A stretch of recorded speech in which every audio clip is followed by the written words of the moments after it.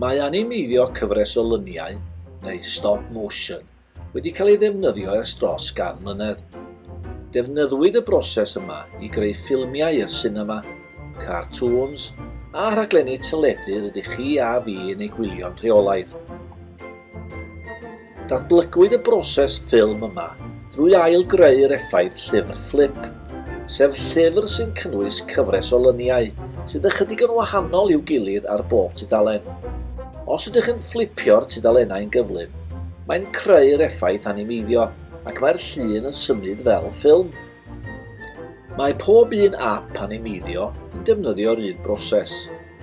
O fewn y meddalwedd, mae modd tynnu cyfres o luniau camera o fodelau clai, dynion Lego neu unrhyw degan fel ceir bach, gan symud ychydig ar y model rhwng bob llun i greu'r effaith symudol. Mae'r apiau'n rhoi cyfle i chi gyflymu neu arafu'r symudiad rhwng bob llun, a dyna sy'n creu'r effaith o symudiad. Mae modd i chi ychwanegu llais neu fiwsig i fywiogi'r ffilm. Beth am i chi chwilio am deganau o gwmpas y tŷ, i weld rydych chi ddod â nhw yn fyw? Dwi'n siŵr bod gennych chi ddigon o fodelau Lego neu ceir bach neu unrhyw degan i wneud y gwaith yma. Dyma chydig o syniadau eraill i chi. Dych chi'n nabod y cymeriadau yma ty be?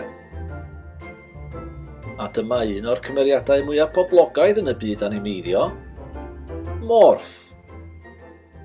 Helo Morph, sut wyt ti heddiw? Beth am i chi chwilio am deganau o gwmpas y tŷ, i weld rydych chi ddod â nhw yn fyw? Dwi'n siŵr bod gennych chi ddigon o fodelau Lego neu ceir bach neu unrhyw degan i wneud y gwaith yma. Dyma chydig o syniadau eraill i chi.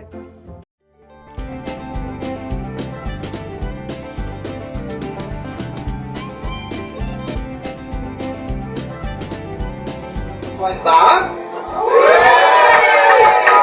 Heddiw, yn dod, dwi'n caru'r iaith Gymraeg. Cyweithio I wella. Cymru am byth. I don't know if you noticed this, but Welsh is really difficult.